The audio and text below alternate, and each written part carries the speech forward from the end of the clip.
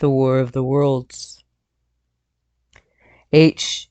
G. Wells. Book 1. The Coming of the Martians. Chapter 1. The Eve of the War. No one would have believed in the last years of the 19th century that this world was being watched keenly and closely by intelligences greater than man's and yet as mortal as his own.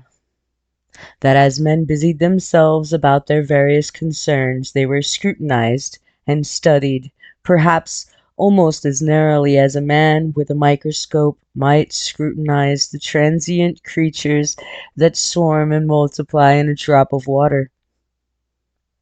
With infinite complacency, men went to and fro over this globe about their little affairs, serene in the assurance of their empire over matter.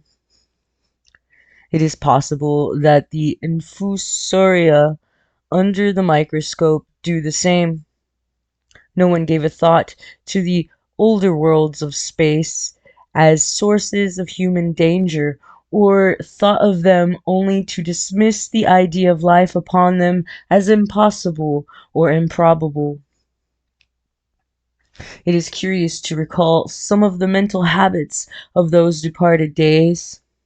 At most, terrestrial man fancied there might be other men upon Mars, perhaps inferior to themselves, and ready to welcome a missionary enterprise. Yet across the gulf of space, minds that are to our own minds as ours are to those of the beasts that perish, intellects vast and cool and unsympathetic, regarded this earth with envious eyes, and slowly and surely drew their plans against us. And early in the 20th century came the great disillusionment. The planet Mars, I scarcely need remind the reader, revolves about the sun at a mean distance of 140 million miles, and the light and heat it receives from the sun is barely half of that received by this world. It must be, if the nebular hypothesis has any truth, older than our world, and long before this earth ceased to be molten, life upon its surface must have begun its course. The fact that it is scarcely 1/7 of the volume of earth must have accelerated its cooling to the temperature at which life could begin. It has air and water and all that is necessary for the support of animated existence. Yet so vain is man, and so blindly by his vanity, that no writer, up to the very end of the 19th century, expressed any idea that intelligent life might have developed there far, or indeed at all, beyond its earthly level. Nor was it generally understood that since Mars is older than our Earth, with scarcely a quarter of the superficial area, and remoter from the sun, it necessarily follows that it is not only more distant from time's beginning, but near its end. The secular cooling that must some day overtake our planet has already gone far indeed with our neighbor.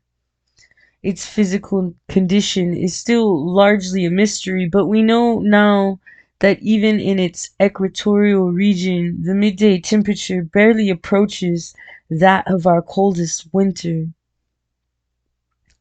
Its air is much more attenuated than ours. Its oceans have shrunk until they cover but a third of its surface, and as its slow seasons change, huge snowcaps gather and melt about either pole and periodically inundate its temperature zones.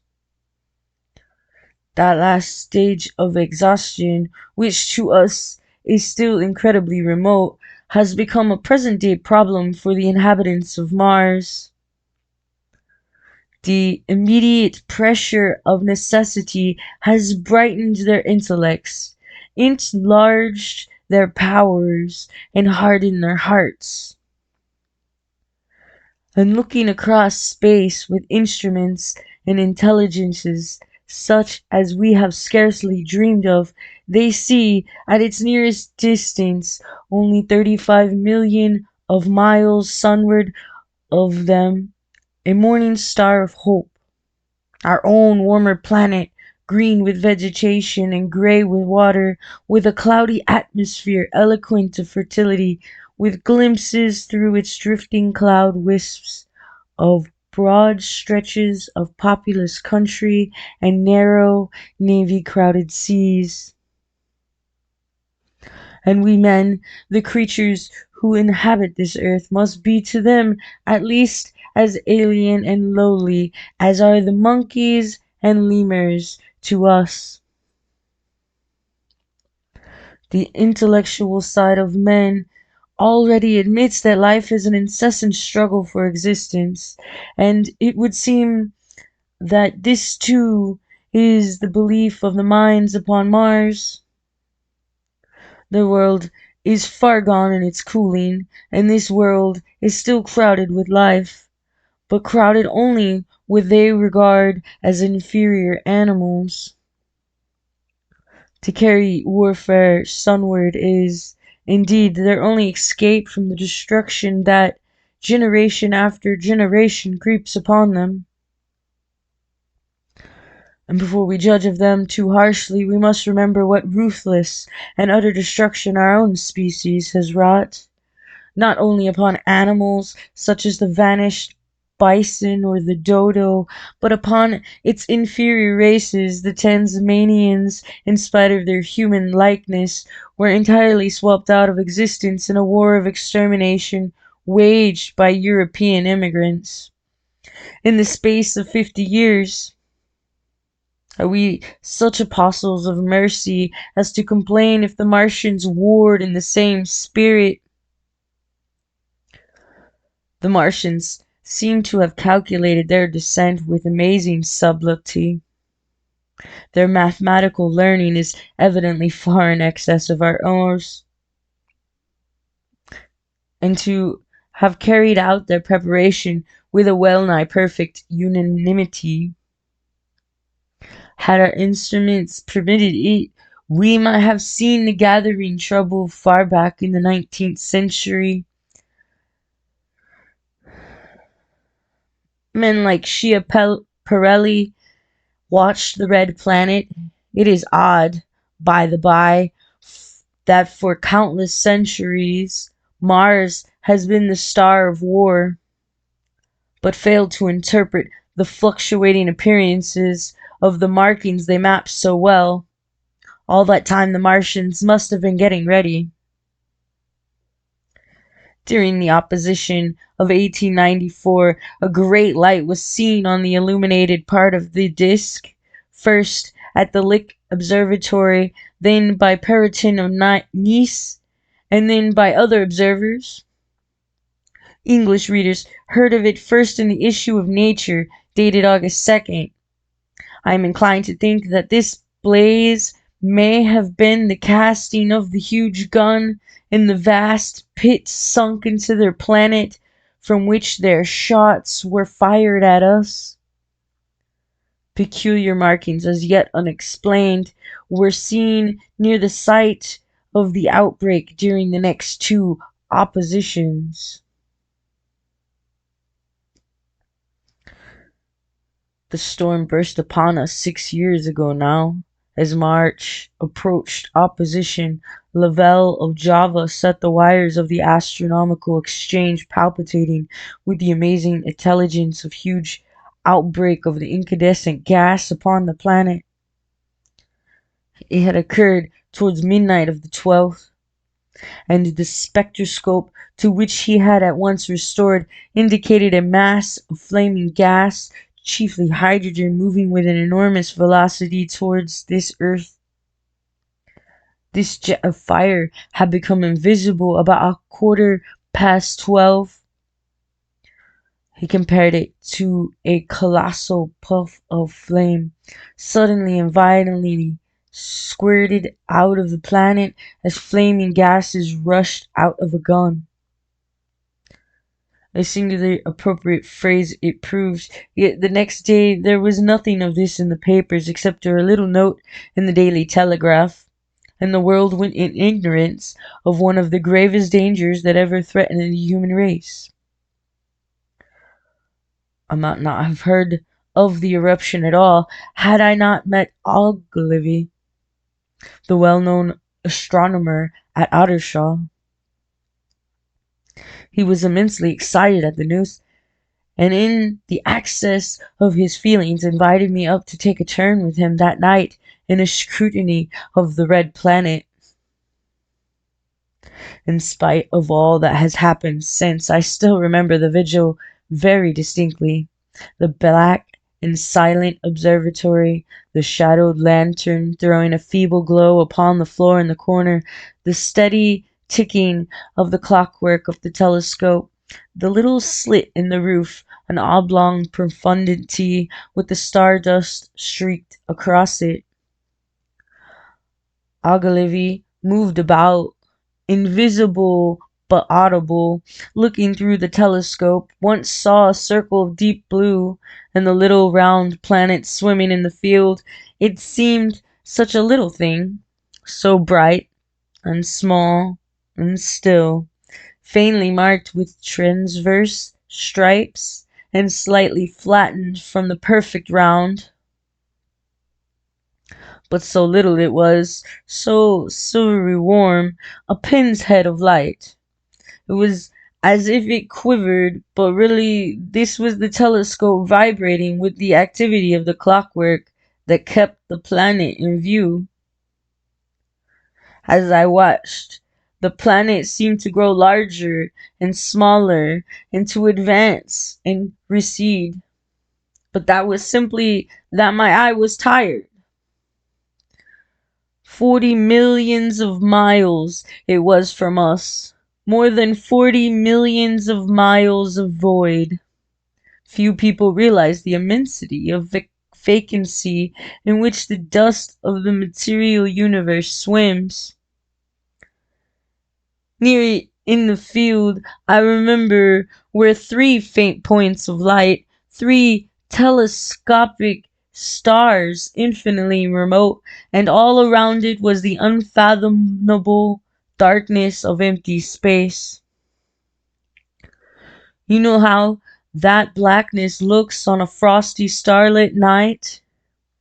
In a telescope it seems far profounder and invisible to me because it was so remote and small, flying swiftly and steadily towards me across the incredible distance, drawing nearer every minute by so many thousands of miles, came the thing they were sending us.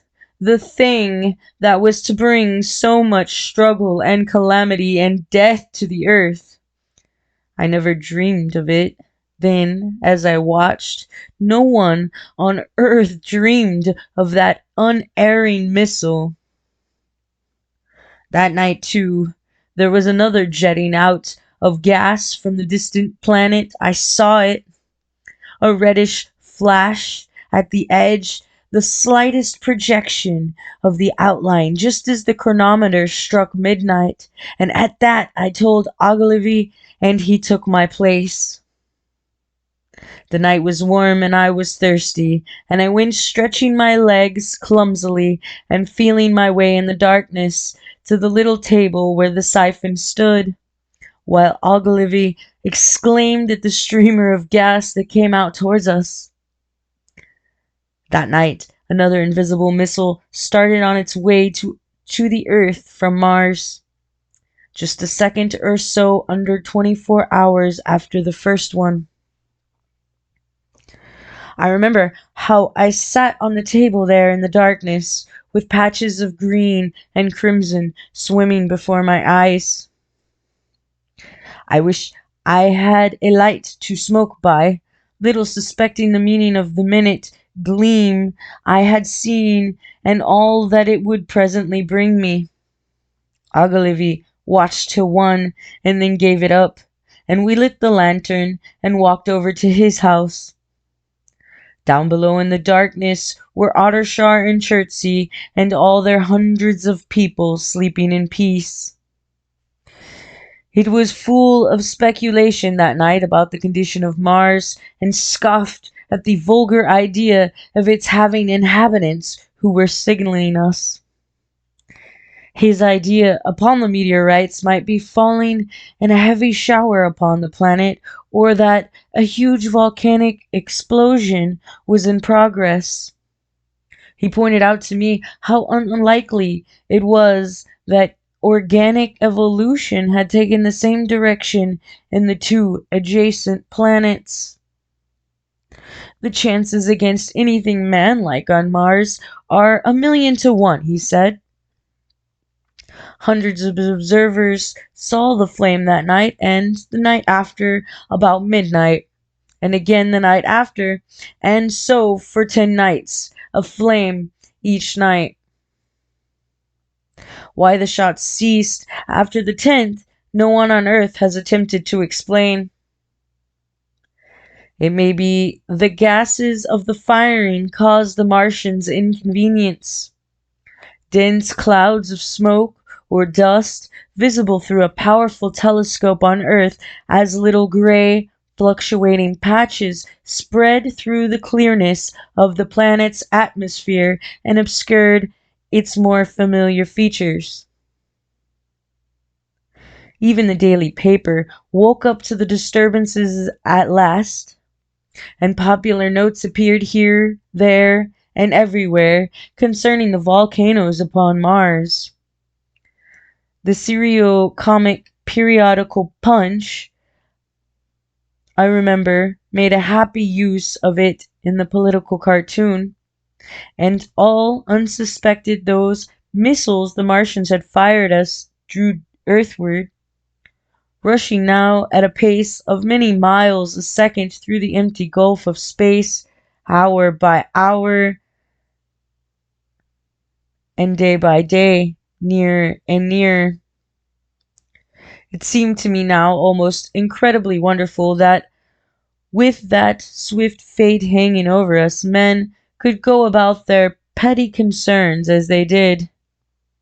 I remember how jubilant Markham was at securing a new photograph of the planet for the illustrated paper he edited in those days. People in these latter times scarcely realize the abundance and enterprise of our 19th century papers. For my own part, I was much occupied in learning to ride the bicycle, and busy upon a series of papers discussing the probable developments of moral ideas as civilization progressed. One night, the first missile then could scarcely have been 10 million miles away. I went for a walk with my wife. It was a starlight, and I explained the signs of the zodiac to her, and pointed out Mars, a bright dot of light creeping zenithward, towards which so many telescopes were pointed. It was a warm night. Coming home, a party of excursionists from Chertsey or Isleworth passed us, singing and playing music. There were lights in the upper windows of the houses as the people went to bed. From the railway station in the distance came the sound of shunting trains ringing and rumbling, softened almost into melody by the distance. My wife pointed out to me the brightness of the red, green, and yellow signal lights hanging in a framework against the sky. It seemed so safe and tranquil. Chapter 2. The Falling Star.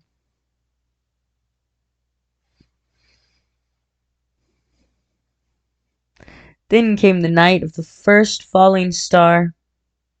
It was seen early in the morning, rushing over Winchester eastward, a line of flame high in the atmosphere. Hundreds must have seen it and taken it for an ordinary falling star. Albin described it as leaving a greenish streak behind it that glowed for some seconds. Denning, our great authority on meteorites, stated that the height of its first appearance was about 90 or 100 miles. It seemed to him that it fell to Earth about 100 miles east of him. I was at home at that hour and writing in my study, and although my French windows faced towards Ottershaw, and the blind was up, for I loved in those days to look up at the night sky, I saw nothing of it. Yet this strangest of all things that ever came to earth from outer space must have fallen while I was sitting there, visible to me had I only looked up as it passed. Some of those who saw its flight say it traveled with a hissing sound. I myself heard nothing of that. Many people in Berkshire, Surrey, and Middlesex must have seen the fall of it, and at most have thought that another meteorite had descended. No one seems to have troubled to look for the fallen mass that night.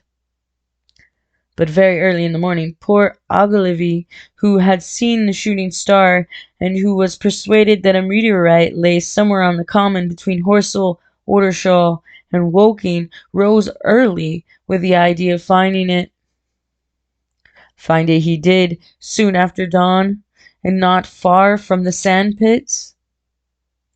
An enormous hole had been made by the impact of the projectile, and the sand and gravel had been flung violently in every direction over the heath, forming heaps visible a mile and a half away. The heather was on fire eastward, and a thin blue smoke rose against the dawn. The thing itself lay almost entirely buried in sand. Amidst the scattered splinters of a fir tree, it had shivered to fragments in its descent.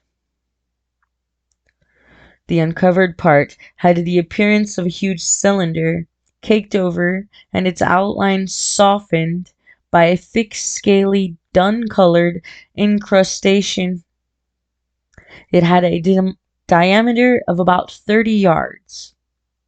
He approached the mass, surprised at the size, and more so at the shape, since most meteorites are rounded more or less completely. It was, however, still so hot from its flight through the air as to forbid his near approach. A stirring noise within its cylinder he ascribed to the unequal cooling of its surface, for at that time it had not occurred to him that it might be hollow. He remained standing at the edge of the pit that the thing had made for itself, staring at its strange appearance, astonished chiefly at its unusual shape and color, and dimly perceiving even then some evidence of design in its arrival. The early morning was wonderfully still, and the sun, just clearing the pine trees towards Weybridge, was already warm. He did not remember hearing any birds that morning. There was certainly no breeze stirring, and the only sound were the faint movements from within the cindery cylinder. He was all alone on the common. Then suddenly he noticed with a start that some of the grey clinker, the ashy incrustation that covered the meteorite, was falling off the circular edge of the end. It was dropping off in flakes and raining down upon the sand. A large piece suddenly came off and fell with a sharp noise that brought his heart into his mouth. For a minute he scarcely realized what this meant, and although the heat was excessive, he clambered down into the pit close to the bulk to see the thing more clearly. He fancied even then that the cooling of the body might account for this, but what disturbed that idea was the fact that the ash was falling only from the end of the cylinder. and then he perceived that very slowly the circular top of the cylinder was rotating on its body. It was such a gradual movement that he discovered it only through noticing that a black mark that had been near him 5 minutes ago was now at the other side of the circumference. Even then, he scarcely understood what this indicated until he heard a muffled grating sound and saw the black mark jerk forward an inch or so. Then the thing came upon him in a flash. The cylinder was artificial, hollow, with an end that screwed out. Something within the cylinder was unscrewing the top. "Good heavens," said Ogilvy.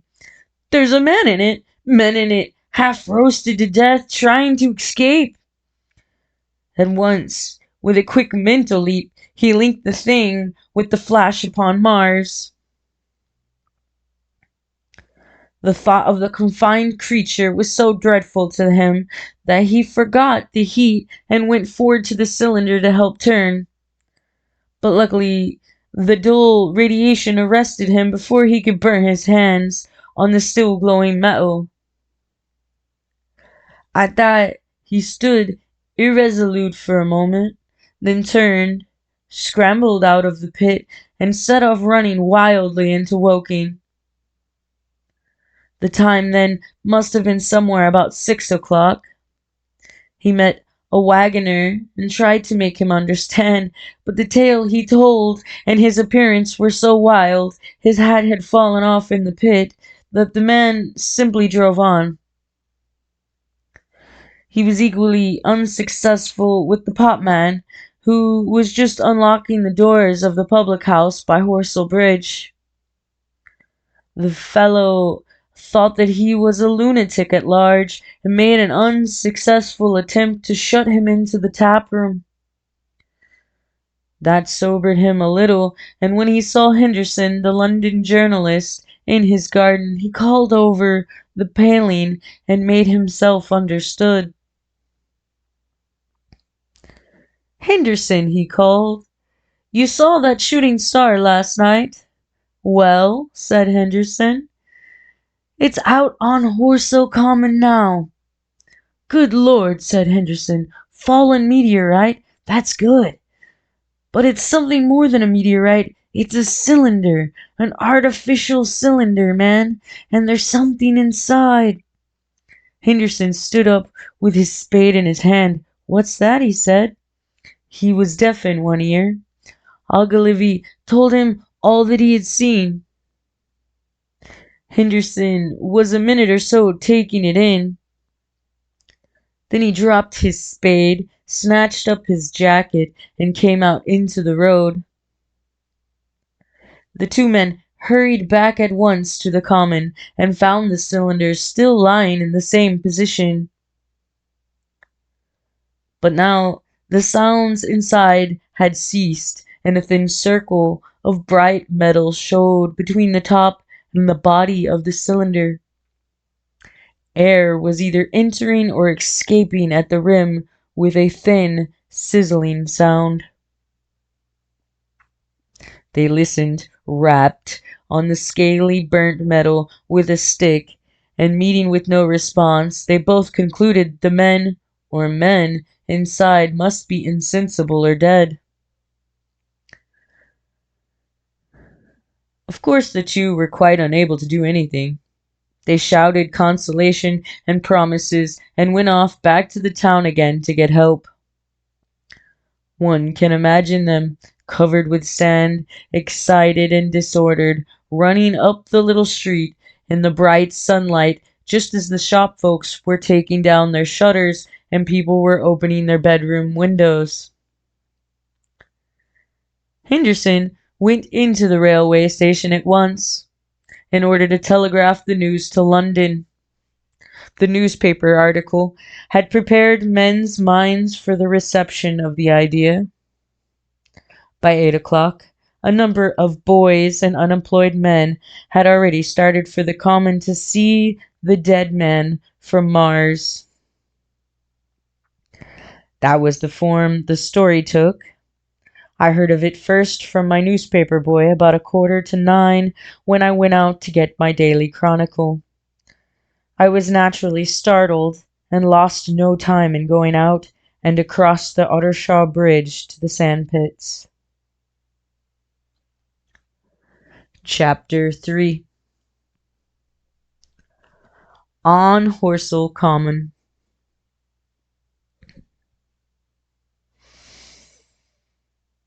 I found a little crowd of perhaps 20 people surrounding the huge hole in which the cylinder lay.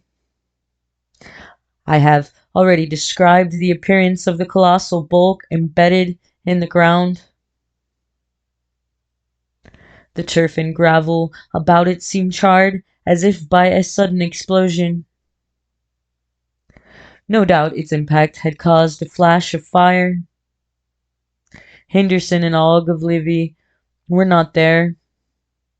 I think they perceived that nothing was to be done for the present and had gone away to breakfast at Henderson's house. There were 4 or 5 boys sitting on the edge of the pit, with their feet dangling and amusing themselves, until I stopped them by throwing stones at the giant mass. After I had spoken to them about it, they began playing a touch in and out of the group of bystanders. Among these were a couple of cyclists, a jobbing gardener I employed sometimes, a girl carrying a baby, Greg the butcher and his little boy, and 2 or 3 loafers and golf caddies who were accustomed to hang about the railway station. There was very little talking. Few of the common people in England had anything but the vaguest astronomical ideas in those days. Most of them were staring quietly at the big table-like end of the cylinder, which was still as Ogilvy and Henderson had left it. I fancy the popular expectation of a heap of charred corpses was disappointed at this inanimate bulk. Some went away while I was there, and other people came. I clambered into the pit and fancied I'd heard a faint movement under my feet. The top had certainly ceased to rotate. It was only when I got thus close to it that the strangeness of the object was at all evident to me. At the first glance, it was really no more exciting than an overturned carriage or a tree blown across the road. Not so much indeed. It looked like a rusty gas float. It required a certain amount of scientific education to perceive that the grayscale of the thing was no common oxide, that the yellowish-white metal that gleamed in the crack between the lid and the cylinder had an unfamiliar hue. Extraterrestrial had no meaning for most of the onlookers. At that time it was quite clear in my own mind that the thing had come from the planet Mars, but I judged it improbable that it contained any living creature. I thought that this unscrewing might be automatic. In spite of Ogilvy, I still believed that there were men in Mars. My mind ran fancifully on the possibilities of its containing manuscript, on the difficulties in translations that might arise, whether we should find coins and models in it, and so forth. Yet it was a little too large for assurance on this idea. I felt an impatience to see it opened. About 11, as nothing seemed happening, I walked back, full of such thought, to my home in Maybury. But I found it difficult to get to work upon my abstract investigations. In the afternoon, the appearance of the common had altered very much. The early editions of the evening paper had startled London with enormous headlines. A message received from Mars. Remarkable story from Woking. And so forth. In addition, Ogilvy, wired to the astronomical exchange, had roused every observatory in the three kingdoms. There were half a dozen flies or more from the Woking station standing in the road by the sandpit, a basket chaise from Chobham, and a rather lordy carriage. Besides that, there was quite a heap of bicycles. In addition, a large number of people must have walked in spite of the heat of the day from Woking to Chertsey, so that there was altogether quite a considerable crowd, one or two gaily dressed ladies among the others. It was glaringly hot, not a cloud in the sky nor a breath of wind, and the only shadow was that of a few scattered pine trees. The burning heather had been extinguished, but the level ground towards Ottershaw was blackened as far as one could see, and still giving off vertical streamers of smoke. An enterprising sweetstuff dealer in the Chobham Road had sent up his son with a barrow load of green apples and ginger beer. Going to the edge of the pit, I found it occupied by a group of about half a dozen men, Henderson, Ogilvy, and a tall, fair-haired man that I afterwards learned was Stent, the astronomer royal, with several workmen wielding spades and pickaxes. Stent was giving directions in a clear, high-pitched tone. He was standing on the cylinder, which was now evidently much cooler. His face was crimson and streaming with perspiration, and something seemed to have irritated him. A large portion of the cylinder had been uncovered, though its lower end was still embedded.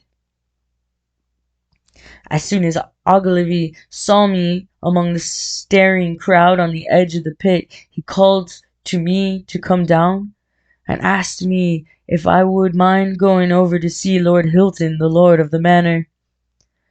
The growing crowd, he said, was becoming a serious impediment to their excavations, especially the boys. They wanted a light railing put up and help to keep the people back. He told me that a faint stirring was occasionally still audible within the case, but that the workmen had failed to unscrew the top, as it afforded no grip to them. The case appeared to be enormously thick, and it was possible that the faint sound we heard represented a noisy tumult in the interior. I was very glad to do as he asked, and so become one of the privileged spectators within the contemplated enclosure. I failed to find Lord Hilton at his house, but I was told he was expected from London by the 6 o'clock train from Waterloo. And as it was then about 5:15, I went home, had some tea, and walked up to the station to waylay him. Chapter 4. The cylinder opens. When I returned to the common, the sun was setting. Scattered groups were hurrying from the direction of Woking, and one or two persons were returning. The crowd about the pit had increased, and stood out black against the lemon yellow of the sky. A couple of hundred people, perhaps. There were raised voices, and some sort of struggle appeared to be going on about the pit. Strange imaginings passed through my mind. As I drew near, I heard Stent's voice, "Keep back! Keep back!" A boy came running towards me. "It's a movin'," he said to as he passed. A screwin' out. Oh, I don't like it. I'm a-goin' home. I am." I went on to the crowd. There were really, I should think, 200 or 300 people elbowing and jostling one another. the one or two ladies there being no means the least active. "He's fallen in the pit!" cried someone. "Keep back!" said several. The crowd swayed a little, and I elbowed my way through. Everyone seemed greatly excited. I heard a peculiar humming sound from the pit. "I say," said Ogilvy, "help keep these idiots back. We don't know what's in the confounding thing, you know." I saw a young man, a shop assistant in Woking, I believe he was, standing on the cylinder and trying to scramble out of the hole again. The crowd had pushed him in. The end of the cylinder was being screwed out from within. Nearly 2 feet of shining screw projected. Somebody blundered against me, and I narrowly missed being pitched onto the top of the screw. I turned, and as I did so the screw must have come out, for the lid of the cylinder fell upon the gravel with a ringing concussion. I stuck my elbow into the person behind me and turned my head towards the thing again. For a moment that circular cavity seemed perfectly black. I had the sunset in my eyes. I think everyone expected to see a man emerge, possibly something a little unlike us terrestrial men, but in all essentials a man. I know I did, but looking, I presently saw something stirring within the shadow, grayish, billowy movements, one above another, and then two luminous discs like eyes. Then something resembling a little gray snake, about the thickness of a walking stick, coiled up out of the writhing middle, and wriggled in the air towards me, and then another. A sudden chill came over me. There was a loud shriek from a woman behind. I half turned, keeping my eyes fixed upon the cylinder still, from which other tentacles were now projecting, and began pushing my way back from the edge of the pit. I saw astonishment giving place to horror on the faces of the people about me.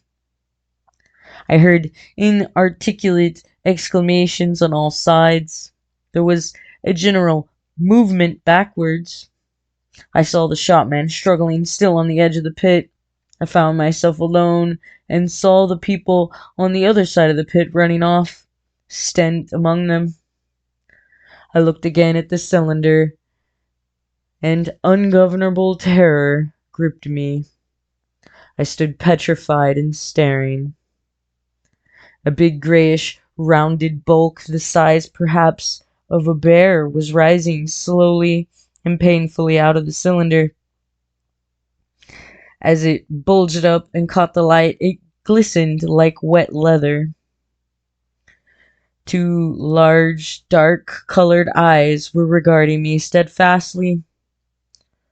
The mask that framed him, the head of the thing, was rounded and had, one might say, a face.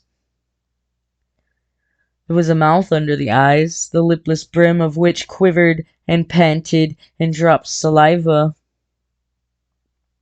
The whole creature heaved and pulsated convulsively. A lank, tentacular appendage gripped the edge of the cylinder, another swayed in the air. Those who have never seen a living Martian can scarcely imagine the strange horror of its appearance.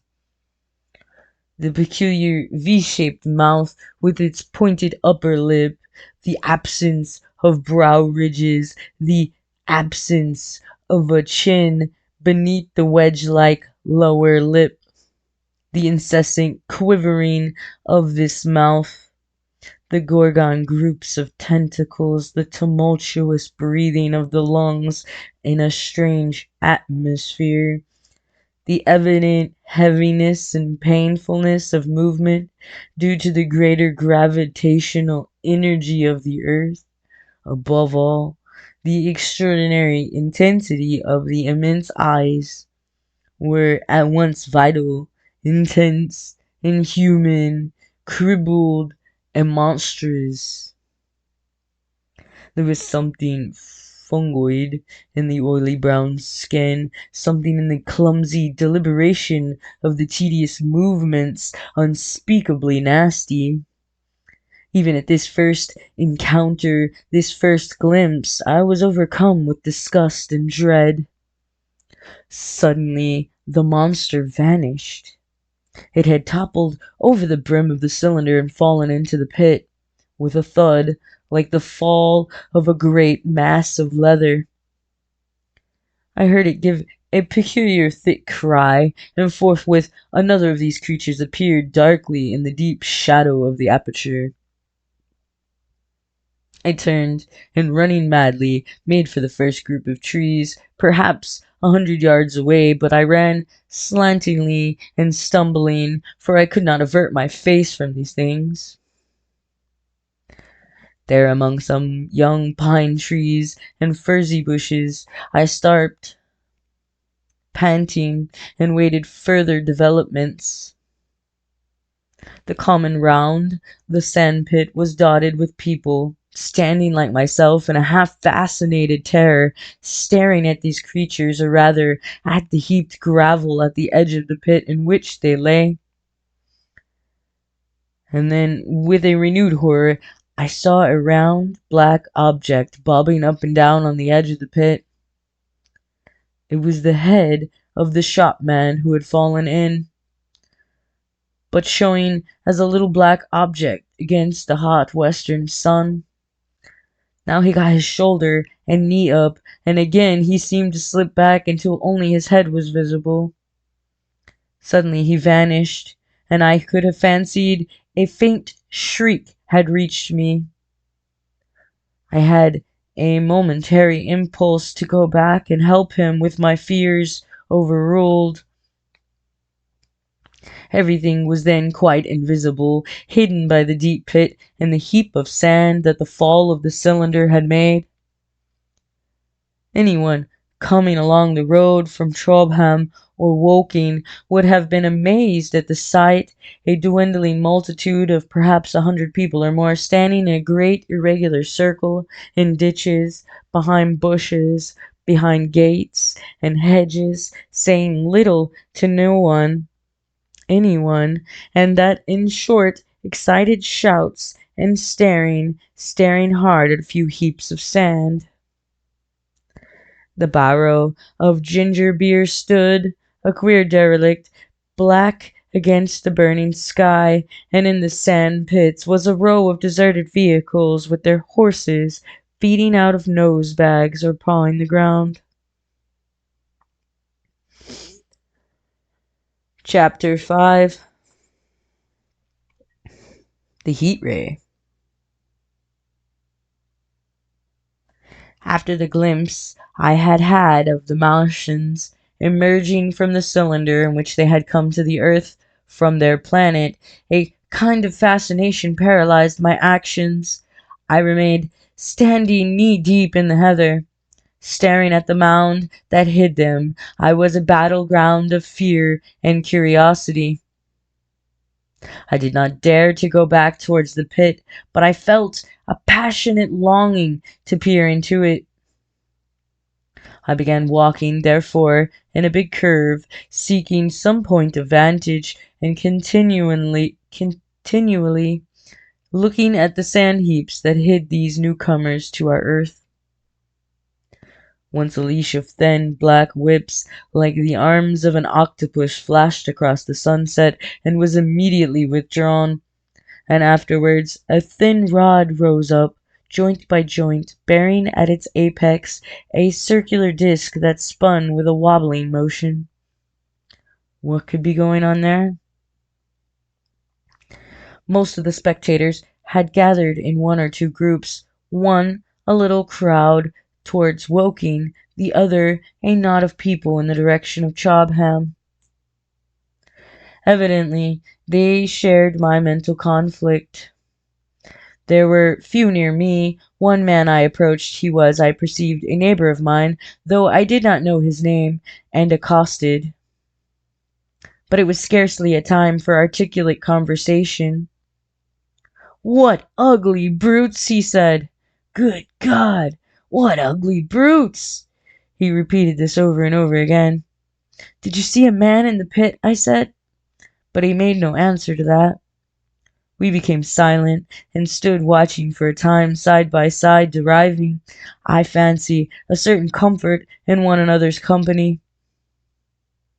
Then I shifted my position to a little knoll that gave me the advantage of a yard or more of elevation, and when I looked for him presently, he was walking towards Woking.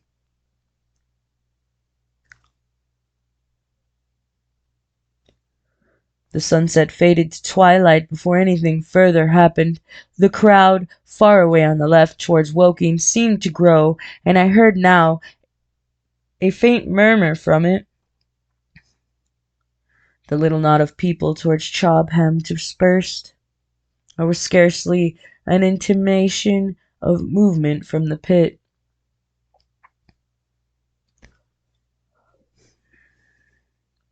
It was this, as much as anything, that gave people courage, and I suppose the new arrivals from Woking also helped to restore confidence. At any rate, as the dusk came on, a slow, intermittent movement upon the sand pits began. A movement that seemed to gather force as the stillness of the evening about the cylinder remained unbroken.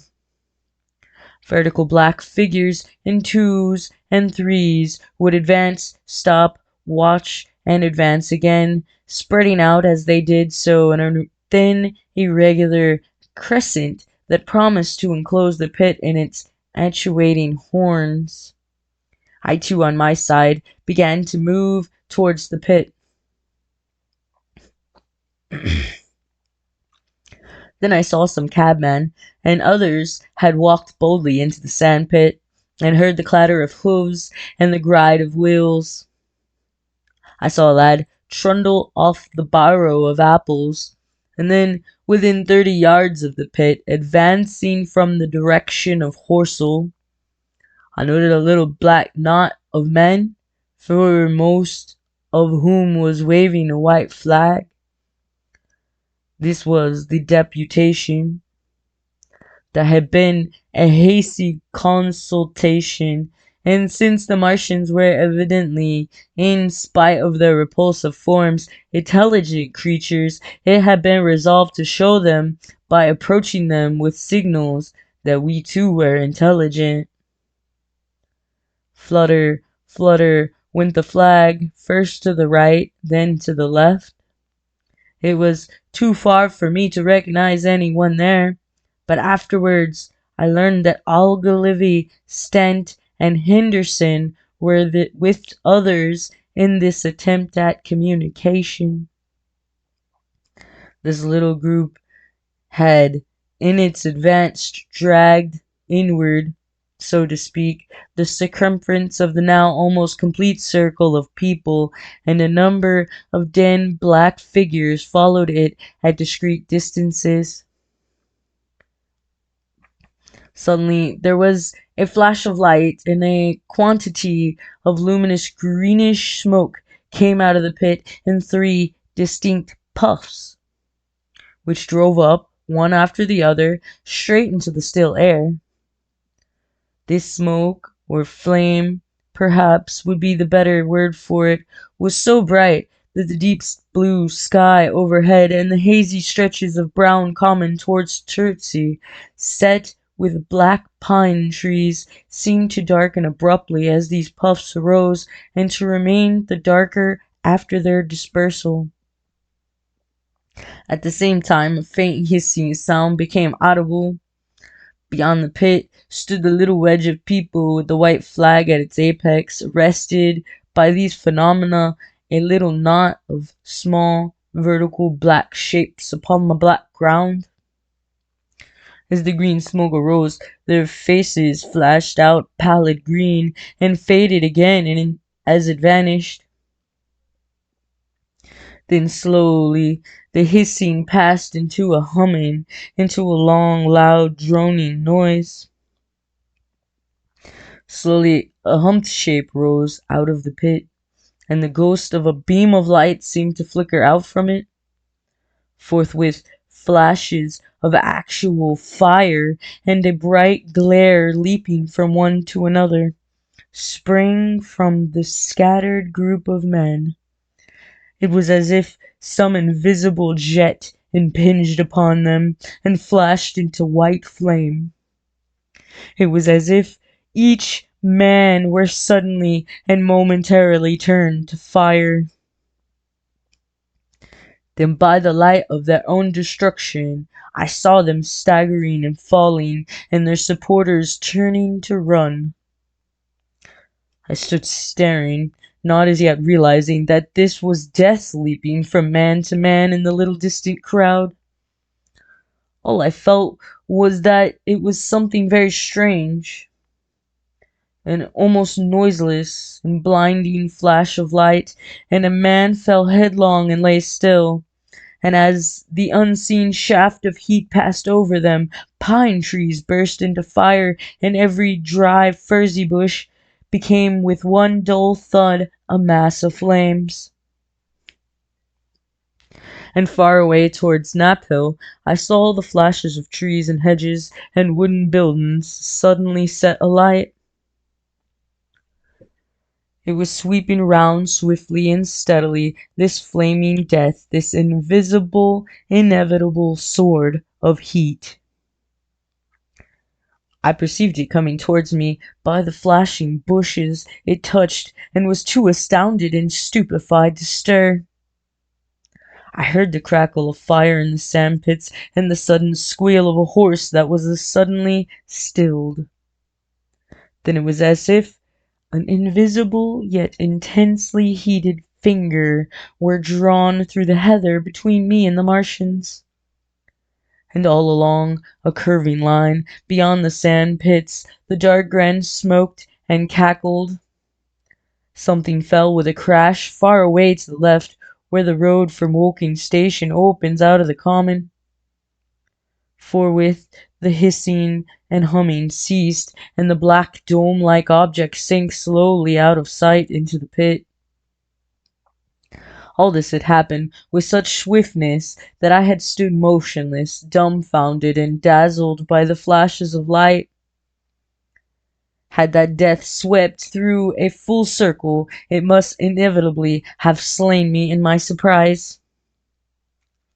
But it passed and spared me, and left the night about me suddenly dark and unfamiliar. The undulating common seemed now dark almost to blackness, except where its roadways lay grey and pale under the deep blue sky of the early night. It was dark and suddenly void of men. Overhead the stars were mustering, and in the west the sky was still a pale, bright, almost greenish blue. The tops of the pine trees and the roofs of Horsell came out sharp and black against the western afterglow. The Martians and their appliances were altogether invisible, save for the thin mast upon which their restless mirror wobbled. Patches of bush and isolated trees here and there smoked glowed still, and the houses towards Woking Station were sending up spires of flame into the stillness of the evening air. Nothing was changed save for that and a terrible astonishment. The little group of black specks with the white flag of white had been swept out of existence, and the stillness of the evening, so it seemed to me, had scarcely been broken. It came to me that I was upon this dark common, helpless, unprotected, and alone. Suddenly, like a thing falling on me from without, came fear. With an effort I turned and began a stumbling run through the heather. The fear I felt was no rational fear, but a panic, terror not only of the Martians, but of the dusk and stillness all about me. Such an extraordinary effect in unmanning me it had, that I ran weeping silently as a child might do. Once I had turned, I did not dare to look back. I remember I felt an extraordinary persuasion that I was being played with, that presently, when I was upon the very verge of safety, this mysterious death, as swift as the passage of light, would leap after me from the pit about the cylinder and strike me down. Chapter 6. The Heat Ray in the Cobham Road. It is still a matter of wonder how the Martians are able to slay men so swiftly and so silently. Many think that in some way they are able to generate an intense heat in a chamber of practically absolute non-conductivity.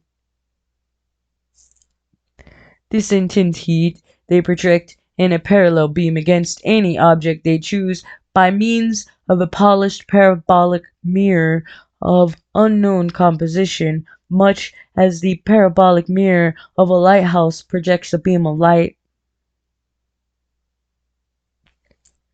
But no one has absolutely proved these details. However it is done, it is certain that a beam of heat is the essence of the matter. Heat, and invisible instead of visible light. Whatever it is, combustible flashes into flames as it's touched.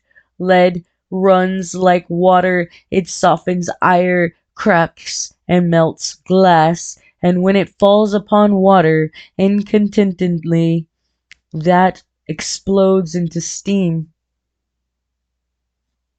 That night nearly 40 people lay upon the starlight about the pit, charred and distorted beyond recognition.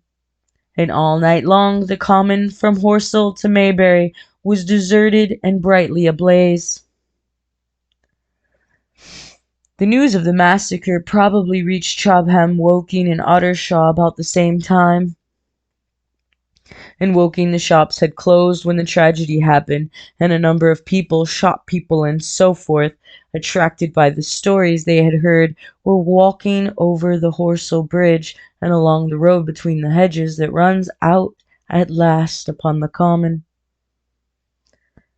You may imagine the young people brushed up after the labors of the day and making this novelty, as they would make any novelty, the excuse for walking together and enjoying a trivial flirtation.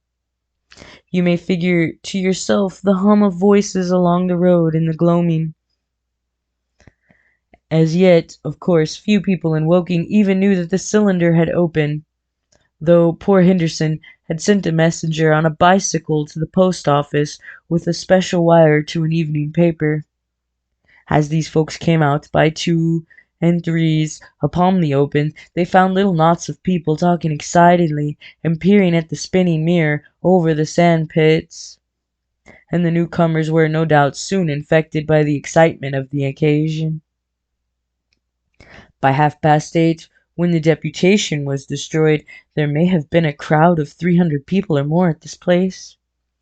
Besides those who had left the road to approach the Martians nearer, there were 3 policemen too, one of whom was mounted, doing their best under instruction from Stent to keep the people back and deter them from approaching the cylinder. There was some booing from those more thoughtless and excitable souls to whom a crowd is always an occasion for noise and horseplay. Stent and Ogilvy, anticipating some possibilities of a collision, had telegraphed from Horsell to the barracks as soon as the Martians emerged, for the help of a company of soldiers to protect these strange creatures from violence. After that they returned to lead that ill-fated advance. The description of their death, as it was seen by the crowd, tallies very closely with my own impressions. The 3 puffs of green smoke, the deep humming note, and the flashes of flame. But that crowd of the people had a far narrower escape than mine. Only the fact that a hammock of heathery sand intercepted the lower part of the heat ray saved them. Had the elevation of the parabolic mirror been a few yards higher, none could have lived to tell the tale. They saw the flashes, and the man falling, and an invisible hand, as it were, lit the bushes as it hurried towards them through the twilight. Then, with a whistling note, that rose above the droning of the pit, the beam swung close over their heads, lighting the tops of the beech trees that lined the road, and splitting the bricks, smashing the windows, firing the window frames, and bringing down in crumbling ruin a portion of the gable of the house nearest the corner. In the sudden thud, hiss, and glare of the igniting trees, the panic-stricken crowd seemed to have swayed hesitatingly for some moments. Sparks and burning twigs began to fall into the road, and single leaves like puffs of flame. Hats and dresses caught fire. Then came a crying from the common. There were shrieks and shouts, and suddenly a mounted policeman came galloping through the confusion with his hands clasped over his head, screaming, "They're coming!" A woman shrieked, and incontinently everyone was turning and pushing at those behind them in order to clear their way to Woking again. They must have bolted as blindly as a flock of sheep. Where the road grows narrow and black between the high banks, the crowd jammed, and a desperate struggle occurred. All that crowd did not escape. 3 persons at least, 2 women and a little boy, were crushed and trampled there, and left to die amid the terror and the darkness. Chapter 7. How I reached home.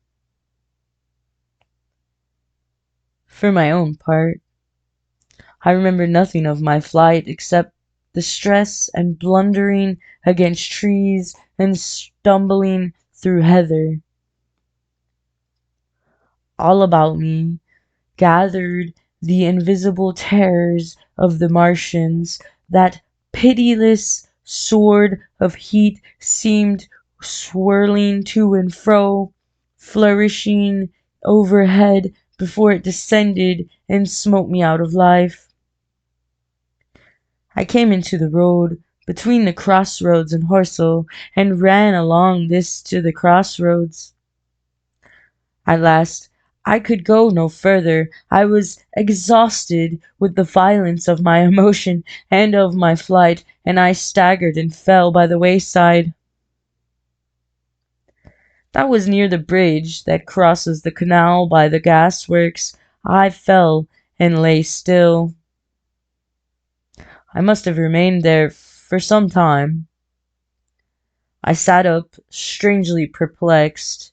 For a moment, perhaps, I could not clearly understand how I came there. My terror had fallen from me like a garment. My hat had gone, and my collar had burst away from its fastener.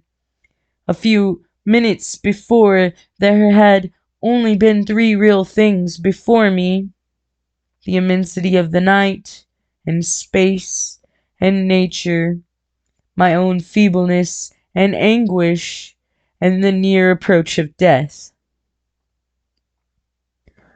Now it was as if something turned over, and the point of the view altered abruptly. There was no sensible transition from one state of mind to the other. I was immediately the self of every day again, a decent, ordinary citizen. The silent calm and the impulse of my flight, the starting flames, were as if they had been in a dream. I asked myself, had these latter things indeed happened? I could not credit it. I rose and walked unsteadily up the steep incline of the bridge. My mind was blank wonder. My muscles and nerves seemed drained of their strength. I dare say I staggered drunkenly. A head rose over the arch, and the figure of a workman carrying a basket appeared. Besides him ran a little boy. He passed me, wishing me good night. I was minded to speak to him, but did not. I answered his greeting with a meaningless mumble and went over the bridge. Over the Mayberry Arch, a train, a billowing tumult of white, firelit smoke, and a long caterpillar of lighted windows, went flying south, clatter, clatter, clap, clap, and it had gone. A dim group of people talked in the gate of one of the houses in the pretty little row of gables that was called Oriental Terrace. It was all so real and so familiar, and that behind me it was frantic, fantastic. Such things I told myself could not be. Perhaps I am a man of exceptional moods. I do not know how far my experience is common. At times I suffer from the strangest sense of detachment from myself and the world about me. I seem to watch it all from the outside, from somewhere inconceivably remote, out of time, out of space, out of the stress and tragedy of it all. This feeling was very strong upon me that night. Here was another side to my dream. But the trouble was the blank incongruity of the serenity and the swift death flying yonder, not 2 miles away. There was a noise of business from the gasworks, and the electric lamps were all alight. I stopped at the group of people. "What news from the common?" said I. There were 2 men and a woman at the gate. "Eh?" said one of the men, turning. "What news from the common?" I said. "Ain't you just been there?" asked the men. "People seem fairly silly about the common," said the woman over the gate. "What's it all about?" "Haven't you heard of the men from Mars?" said I. "The creatures from Mars." "Quite enough," said the woman over the gate. "Thanks," and all three of them laughed. I felt foolish and angry. I tried and found I could not tell them what I had seen. They laughed again at my broken sentences. "You'll hear more yet," I said, and went on to my home. I startled my wife at the doorway, so haggard was I. I went into the dining room, sat down, drank some wine, and so soon as I could collect myself sufficiently, I told her the things I had seen. The dinner, which was a cold one, had already been served and remained neglected on the table while I told my story. "There is one thing," I said, "to allay the fears I had aroused. They are the most sluggish things I ever saw crawl. They may keep the pit and kill people who come near them, but they cannot get out of it. But the horror of them!" "Don't, dear," said my wife, knitting her brows and putting her hand on mine. "Poor Ogilvy," I said, "to think he may be lying dead there." My wife, at least, did not find my experience incredible. When I saw how deadly white her face was, I ceased abruptly. "They may come here," she said again and again. I pressed her to take wine and tried to reassure her. "They can scarcely move," I said.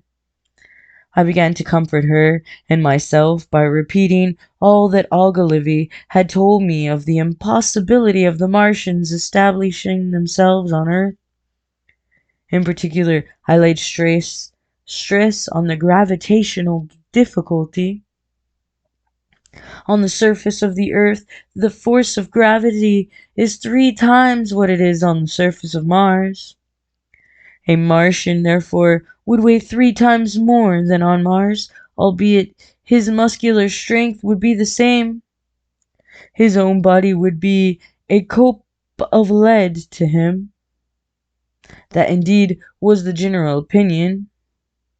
Both the Times and the Daily Telegraph, for instance, insisted on it the next morning, and both overlooked, just as I did, two obvious modifying influences.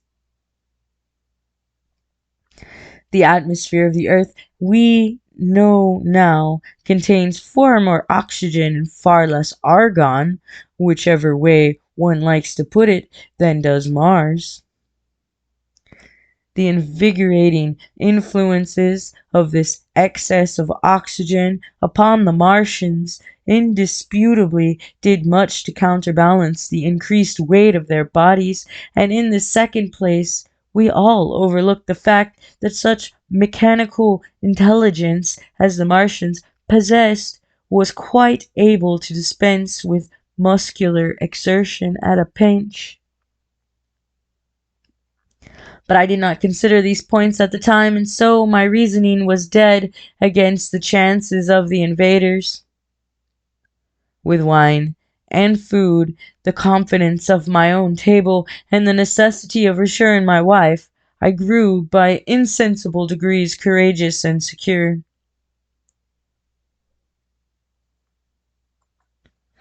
They have done a foolish thing, said I, fingering my wine-glass. They are dangerous because no doubt they are mad with terror. Perhaps they expected to find no living things, certainly no intelligent living things. A shell in the pit, said I. If the worst comes to the worst, we'll kill them all. The intense excitement of the events had no doubt left my perceptive powers in a state of erethism. I remember the dinner table with extraordinary vividness even now. My dear wife's sweet, anxious face peering at me from under the pink lampshade. The white cloth with its silver and glass table furniture. For in those days, even philosophical writers had many little luxuries. The crimson purple wine in my glass are photographically distinct. At the end of it I sat tempering nuts with a cigarette, regretting Ogilvy's rashness and denouncing the short-sighted timidity of the Martians. So some respectable dodo in the Mauritius might have lorded it in his nest, and discussed the arrival of that ship full of pitiless sailors in want of animal food. We will peck them to death tomorrow, my dear. I did not know it, but that was the last civilized dinner I was to eat for a very many strange and terrible days.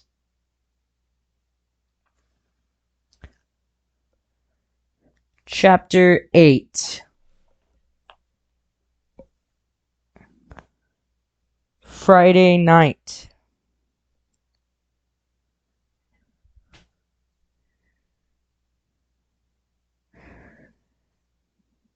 The most extraordinary thing to my mind, of all the strange and wonderful things that happened upon that Friday, was the dovetailing of the commonplace habitats of our social order with the first beings of the series of events that was to topple that social order headlong.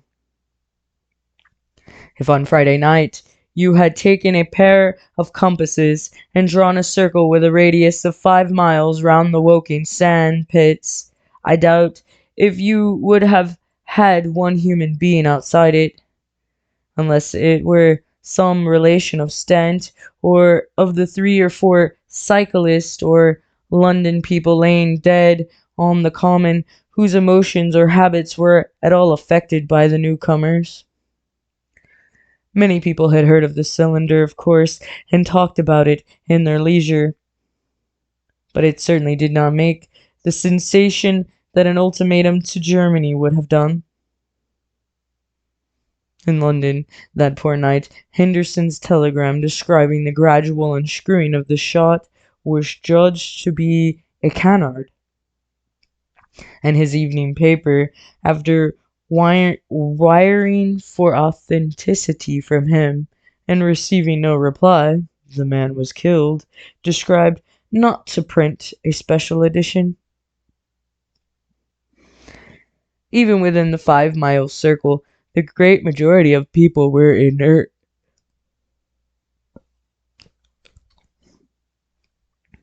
I have already described the behavior of the men and women to whom I spoke. All over the district, people were dining and supping, working men were gardening after the labors of the day, children were being put to bed, young people were wandering through the lanes, love making, students sat over their books.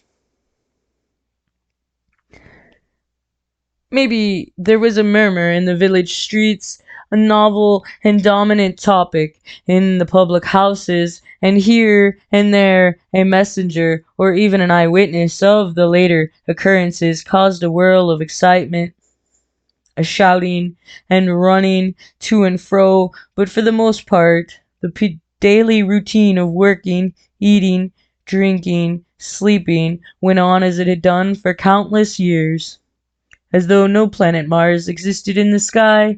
Even at Woking Station in Horsell and Jobham that was the case. In Woking Junction, until a late hour, trains were stopping and going on. Others were shunting on the sidings. Passengers were alighting and waiting, and everything was proceeding in the most ordinary way. A boy from the town, trenching on Smith's Monopoly, was selling papers with an afternoon's news. The ringing impact of trunks, the sharp whistle of the engine from the junction, mingled with their shouts of "Men from Mars." Excited men came into the station about 9 o'clock with incredible tidings and caused no more disturbances than drunkards might have done. People rattling London words peered into the darkness outside the carriage windows and saw only a rare, flickering, vanishing spark dance up from the direction of Horsell, a red glow and a thin veil of smoke driving across the stars, and thought that nothing more serious than a heath fire was happening. It was only round the edge of the common that any disturbances was perceptible. There were half a dozen villas burning on the Woking border.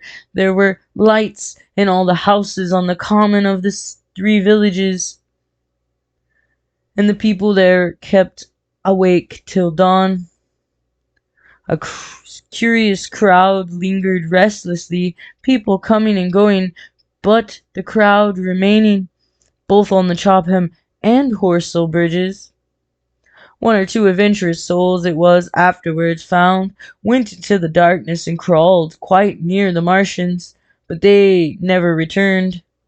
For now and again a light ray, like the beam of a warship's searchlight, swept the common, and the heat ray was ready to follow. Save for such, the big area of common was silent and desolate, and the charred bodies lay about on it all night under the stars, and all the next day.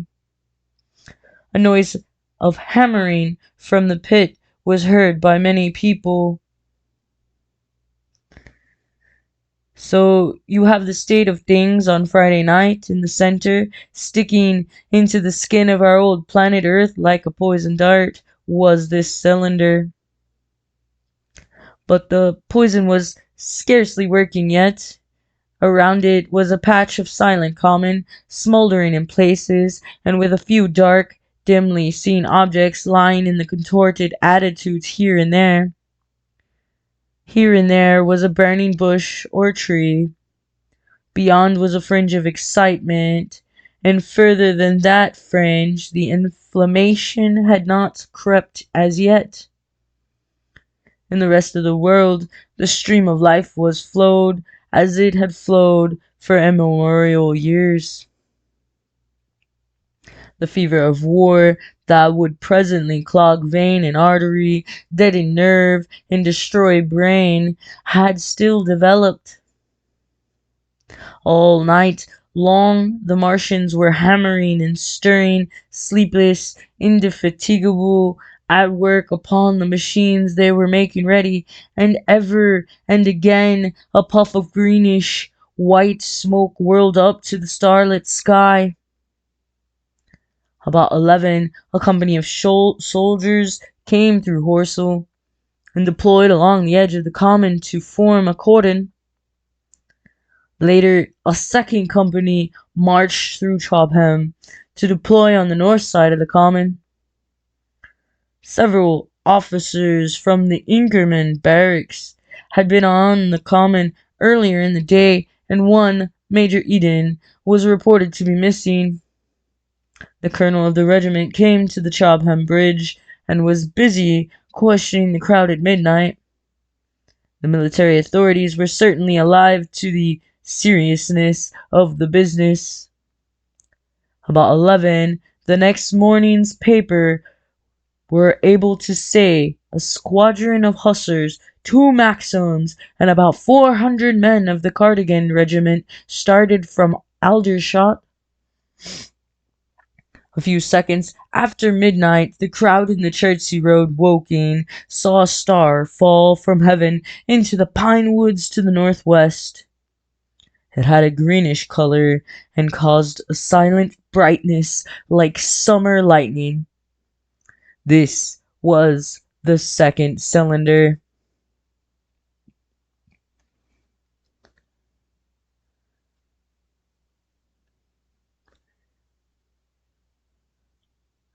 Chapter 9. The fighting begins.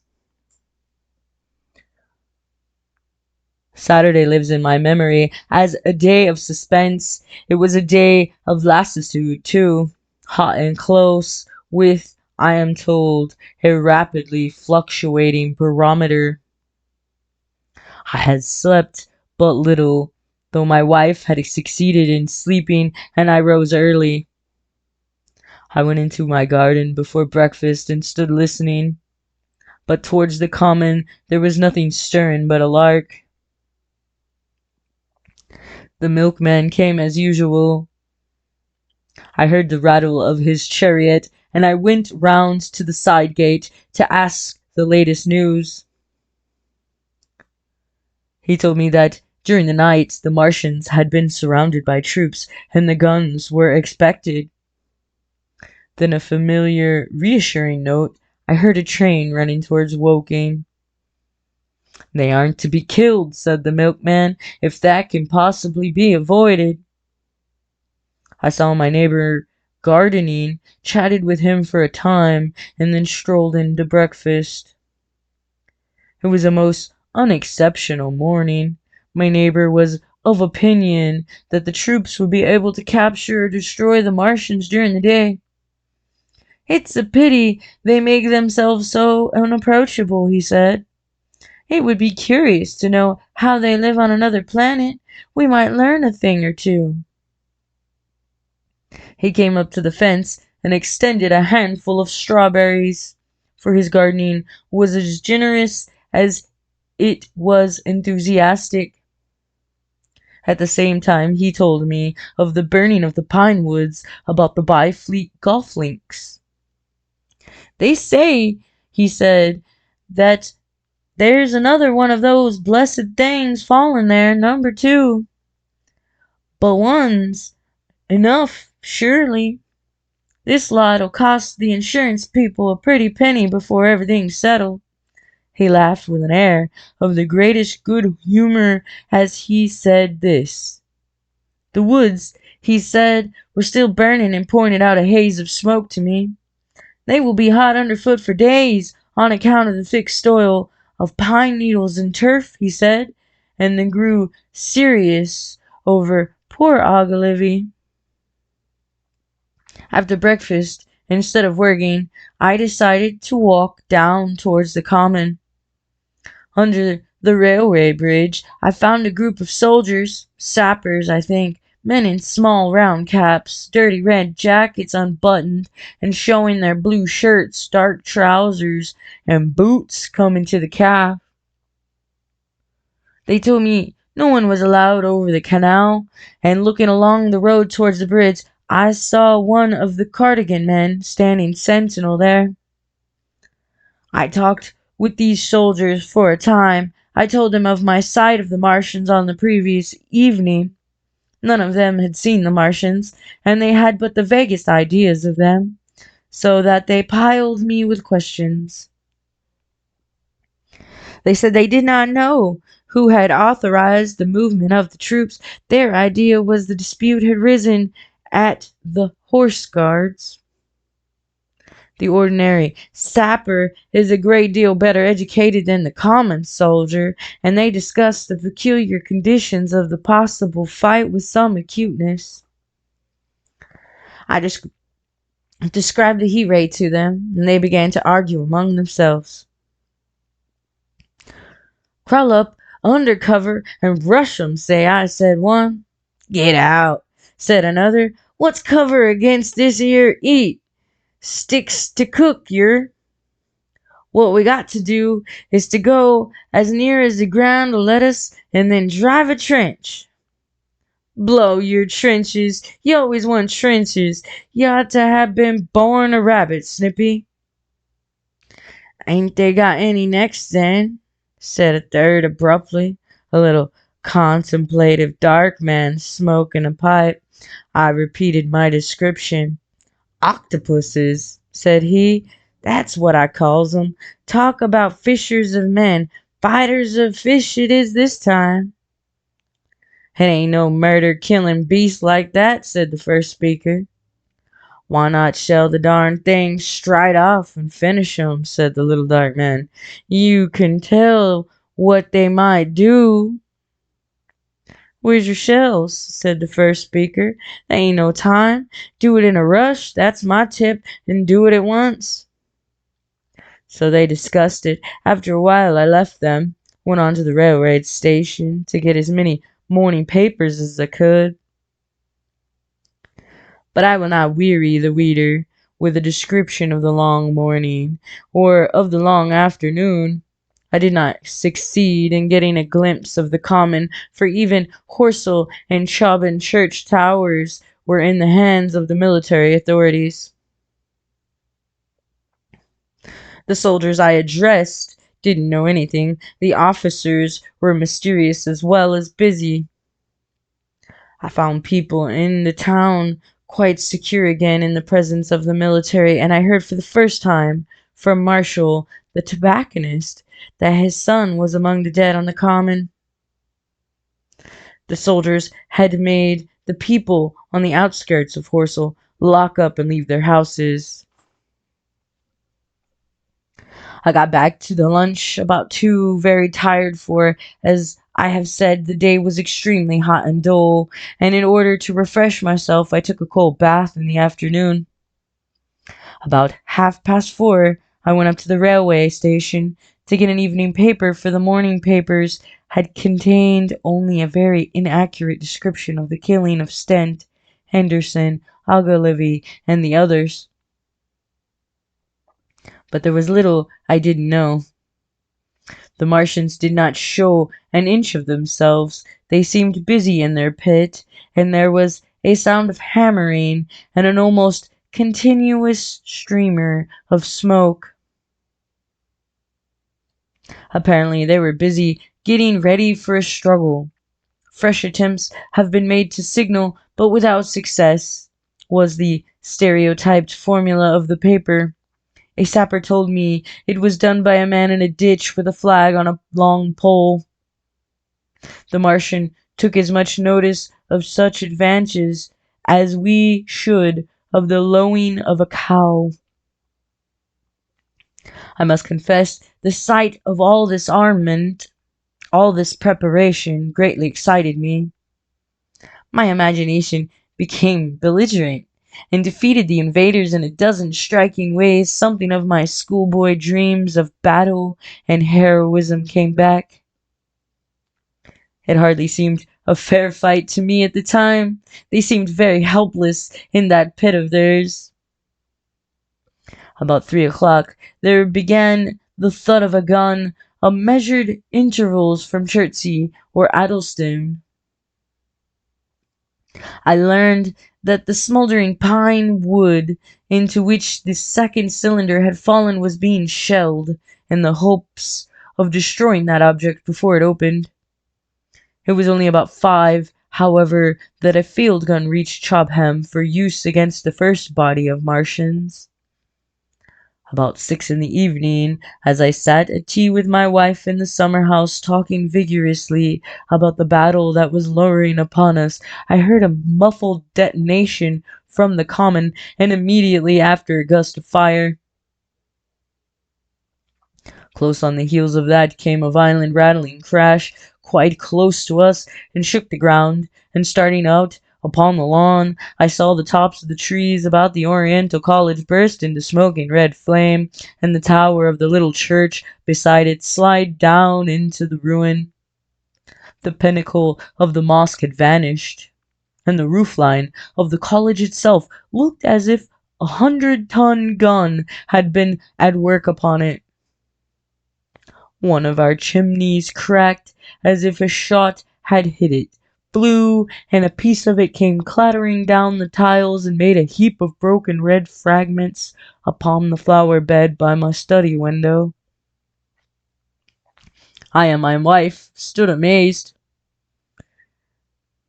Then I realized that the crest of Mayberry Hill may be within range of the Martian's heat ray now that the college was cleared out of the way.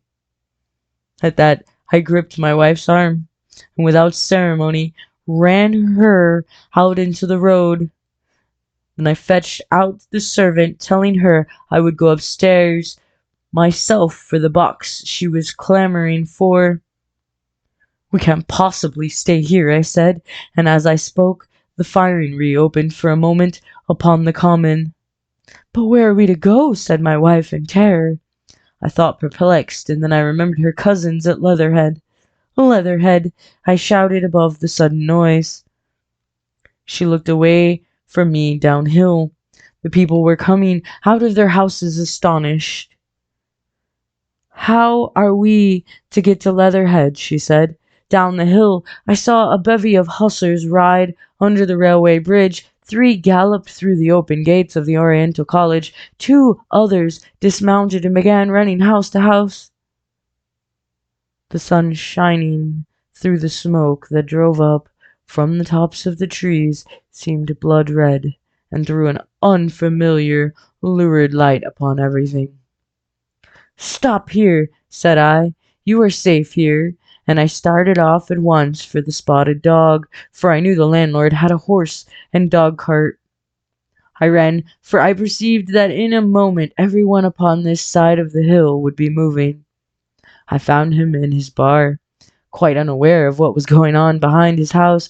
A man stood with his back to me, talking to him. "I must have £1," said the landlord, "or I've no one to drive it." "I'll give you 2, said I over the stranger's shoulder.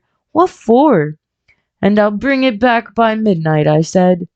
"Lord," said the landlord, "what's the hurry? I'm selling my bit of a pig. £2 and you bring it back. What's going on now?" I explained hastily that I had to leave my home, and so secured the dog-cart. At the time it did not seem to me nearly so urgent that the landlord should leave his. I took care to have his cart there, and then drove it off down the road, and leaving it in the charge of my wife and servant, rushed into my house, and packed a few valuables, such plate as we had, and so forth. The beech trees below the house were burning while I did this, and the paling up the road glowed red. While I was occupied in this way, one of the dismounted hussars came running up. He was going from house to house, warning people to leave. He was going on as I came out of my front door, lugging my treasures, done up in a tablecloth. I shouted after him, "What news?" He turned, stared, bawled something about crawling out in a thing like a dish cover, and ran on to the gate of the house at the crest. A sudden whirl of black smoke driving across the road hid him for a moment. I ran to my neighbor's door and rapped to satisfy myself of what I already knew, that his wife had gone to London with him and had locked up their house.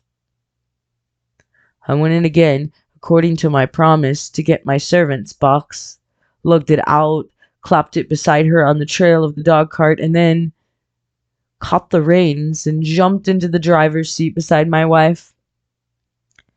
In another moment, we were clear of the smoke and noise and spanking down the opposite slope of Maybury Hill towards Old Woking. In front was a quiet, sunny landscape, a wheat field ahead on either side of the road, and the Maybury Inn with its swinging sign. I saw the doctor's cart ahead of me at the bottom of the hill. I turned my head to look at the hillside I was leaving. Thick streamers of black smoke, shot with threads of red fire, were driving up into the still air, and throwing dark shadows upon the green treetops eastward. The smoke already extended far away to the east and west, to the Byfleet pine woods eastward, and to the Woking on the west. The road was dotted with people running towards us, and very faint now, but very distinct through the hot, quiet air. One heard the whir of a machine gun that was presently stilled, and an intermittent cracking of rifles. Apparently, the Martians were setting fire to everything within range of their heat ray. I am not an expert driver, and I had immediately to turn my attention to the horse. When I looked back again, the second hill had hidden behind the black smoke. I slashed the horse with a whip and gave him a loose rein until Woking and Send lay between us and the quivering tumult. I overtook and passed the doctor between Woking and Send.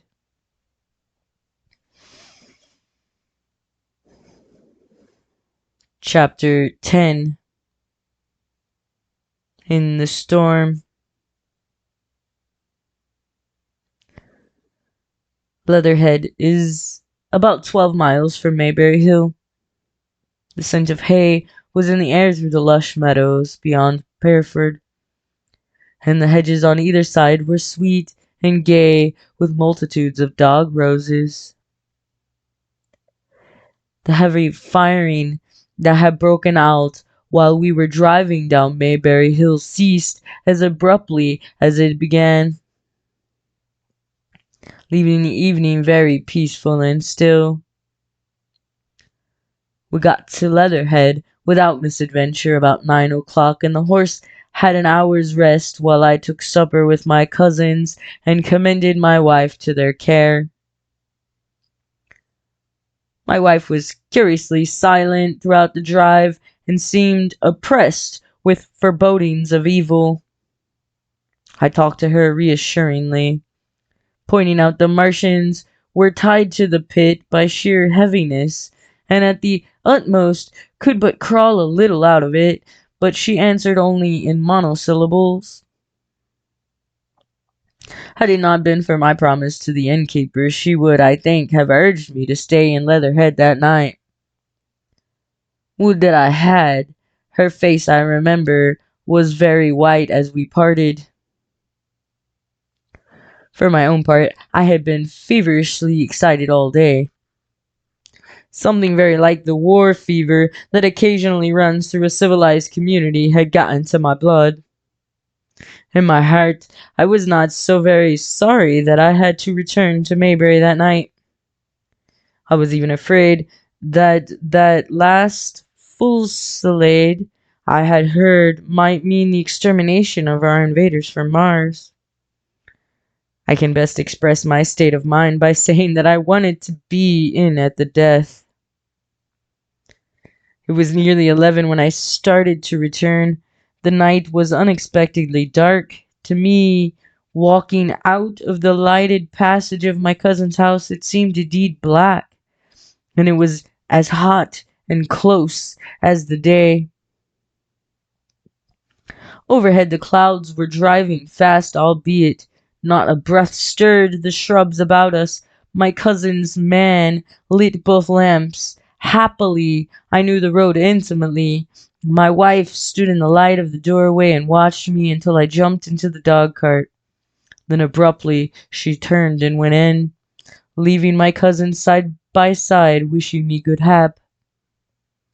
I was a little depressed at first with the contagion of my wife's fears, but very soon my thoughts reverted to the Martians. At that time, I was absolutely in the dark as to the course of the evening's fighting. I did not know even the circumstances that had precipitated the conflict. As I came through Occam, for that was the way I returned, and not through Send and Old Woking, I saw along the western horizon a blood-red glow, which as I drew nearer crept slowly up the sky. The driving clouds of the gathering thunderstorm mingled there with masses of black and red smoke. Ripley Street was deserted, and except for a lighted window or so, the village showed no signs of life. But I narrowly escaped an accident at the corner of the road to Pierford, where a knot of people stood with their backs to me. They said nothing to me as I passed. I do not know what they knew of the things happening beyond the hill, nor do I know if the silent houses I passed on my way were sleeping securely, or deserted and empty, or harassed and watching against the terror of the night. From Ripley until I came through Pierford, I was in the valley of the Way, and the red glare was hidden from me. As I descended the little hill beyond Pierford Church, the glare came into view again, and the trees about me shivered with the first intimation of the storm that was upon me. Then I heard midnight pealing out from Pierford Church behind me, and then came the silhouette of Maybury Hill, with its treetops and roofs black and sharp against the red, even as I beheld. This a lurid green glare lit the road about me, and showed the distant woods towards Addlestone. I felt a tug at the reins. I saw that the driving clouds had been pierced, as it were, by a thread of green fire, suddenly lighting their confusion and falling into the field to my left. It was the third falling star. Close on its apparition, and blindingly violent by contrast, danced out the first lightning of the gathering storm, and the thunder burst like a rocket overhead. The horse took the bit between his teeth and bolted. A moderate incline runs towards the foot of Maybury Hill, and down this we clattered. Once the lightning had begun, it went on in as rapid a succession of flashes as I have ever seen. The thunderclaps treading one on the heel of another, and with a strange crackling accompaniment, sounded more like the working of a gigantic electric machine than the usual detonating reverberations. The flickering light was blinding and confusing, and a thin hail smote gustily at my face as I drove down the slope. At first I regarded little but the road before me, and then abruptly my attention was arrested by something that was moving rapidly down the opposite slope of Maybury Hill. At first I took it for the wet roof of a house, but one flash following another showed it to be in swift rolling movement. It was an elusive vision, a moment of bewildering darkness, and then in a flash like daylight, the red masses of the orphanage near the crest of the hill, the green tops of the pine trees, and this problematical object came out clear and sharp and bright.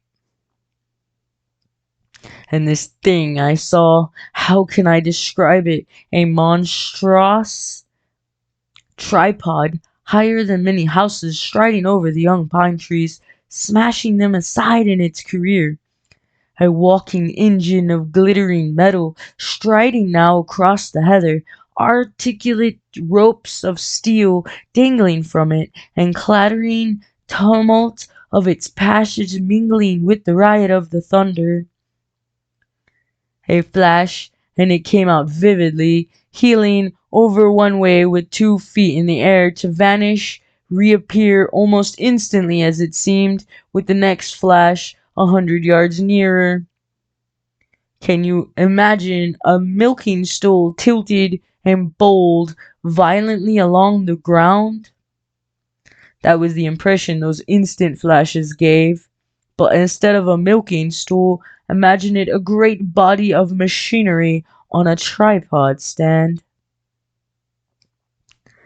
Then suddenly, the trees in the pine wood ahead of me were parted, as brittle reeds are parted by a man thrusting through them. They were snapped off and driven headlong, and a second huge tripod appeared, rushing, as it seemed, headlong towards me. And as I was galloping hard to meet it, at the sight of the second monster my nerves went altogether. Not stopping to look again, I wrenched the horse head hard, round to the right, and in another moment the dog cart had heeled over upon the horse.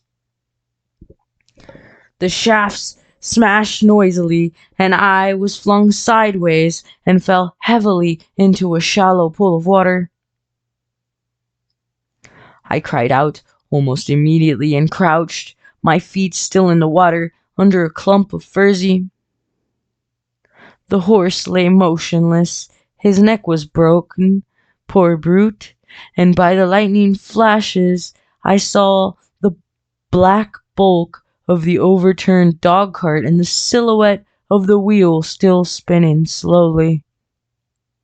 In another moment the colossal mechanism went striding by me and passed uphill towards Pierford. Seen nearer, the thing was incredibly strange, for it was no mere insensate machine driving on its way.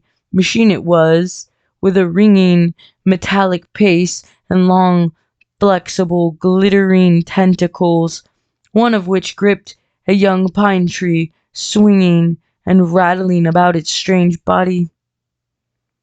It picked its road as it went striding along, and the brazen hood that surmounted it moved to and fro with the inevitable suggestion of a head looking about. Behind the main body was a huge mass of white metal, like a gigantic fisherman's basket, and puffs of green smoke squirted out from the joints of the limbs as the monster swept by.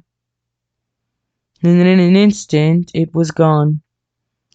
So much I saw then, all vaguely for the flickering of the lightning, in blinding highlights and dense black shadows.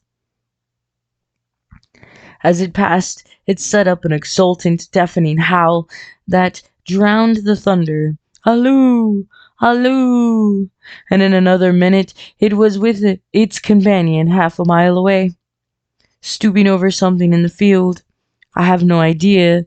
No doubt this thing in the field was the third of the 10 cylinders they had fired at us from Mars. For some minutes I lay there in the rain darkness, watching, by the intermittent light, these monstrous beings of metal moving about in the distance over the hedge tops. A thin hill was now beginning, and as it came and went their figures grew misty and then flashed into the clearness again. Now and then came a gap in the lightning, and the night swallowed them up. I was soaked, with a hail above and a puddle of water below. It was some time before my blank astonishment would let me struggle up the bank to a drier position, or think at all of the imminent peril. Not far from me was a little one-room squatter's hut of wood, surrounded by a patch of potato garden. I struggled to my feet at least and crouched, and making use of every chance of cover, I made a run for this. I hammered at the door, but I could not make the people hear if there were any people inside, and after a time I desisted, and availing myself of a ditch for greater part of the way, succeeded in crawling, unobserved by these monstrous machines, into the pine woods towards Mayberry. Under cover of this I pushed on, wet and shivering now, towards my own house. I walked among the trees, trying to find the footpath. It was very dark indeed in the wood, for the lightning was now becoming infrequent, and the hail, which is pouring down in torrent, fell in columns through the gap in the heavy foliage. If I had fully realized the meaning of all the things I had seen, I should have immediately worked my way round through Byfleet to Street Cobham, and so gone back to rejoin my wife at Leatherhead. But that night, the strangest of things about me and my physical wretchedness prevented me, for I was bruised, weary, wet to the skin, deafened, and blinded by the storm. I had a vague idea of going on to my house, and that as much motive as I had. I staggered through the trees, fell into a ditch, and bruised my knees against a plank, and finally splashed out into the lane that ran down from the College Arms. I say splashed, for the storm water was sweeping the sand down the hill in a muddy torrent. There, in the darkness, a man blundered into me and sent me reeling back. He gave a cry of terror, sprang sideways, and rushed on before I could gather my wits sufficiently to speak to him. So heavy was the stress of the storm just at this place that I had the hardest task to win my way up the hill. I went close up to the fence on the left and worked along its palings. Near the top I stumbled upon something soft, and by a flash of lightning saw between my feet a heap of black broadcloth and a pair of boots. Before I could distinguish clearly how the man lay, the flicker of light had passed. I stood over him, waiting for the next flash. When it came, I saw that he was a sturdy man, cheaply but not shabbily dressed. His head was bent under his body, and he lay crumpled up close to the fence, as though he had been flung violently against it. Overcoming the repugnance natural to one who had never before touched a dead body, I stooped and turned him over to feel for his heart. He was quite dead. Apparently, his neck had been broken. The lightning flashed for a third time, and his face leaped upon me. I sprang to my feet. It was the landlord of the Spotted Dog, whose conveyance I had taken. I stepped over him gingerly and pushed on up the hill. I made my way by the police station and the College Arms towards my own home. Nothing was burning on the hillside, though from the common there still came a red glare and rolling tumult of ruddy smoke beating up against the drenching hail. So far as I could see by the flashes, the houses about me were mostly uninjured. By the College Arms, a dark heap lay in the road. Down the road, towards Mayberry Bridge, there were voices and the sound of feet, but I had not the courage to shout or to go to them. I let myself in with my latchkey, closed, locked, and bolted the door, staggered to the foot of the staircase, and sat down. My imagination was full of those striding metallic monsters and of the dead bodies smashed against the fence. I crouched at the foot of the staircase with my back to the wall, shivering violently.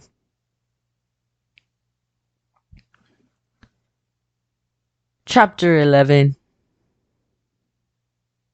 At the window,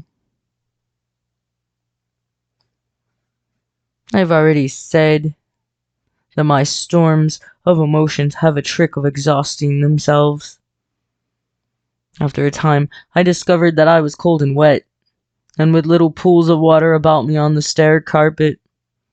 I got up almost mechanically, went into the dining room, and drank some whiskey, and then I was moved to change my clothes. After I had done that, I went upstairs to my study, but why I did so I do not know. The window of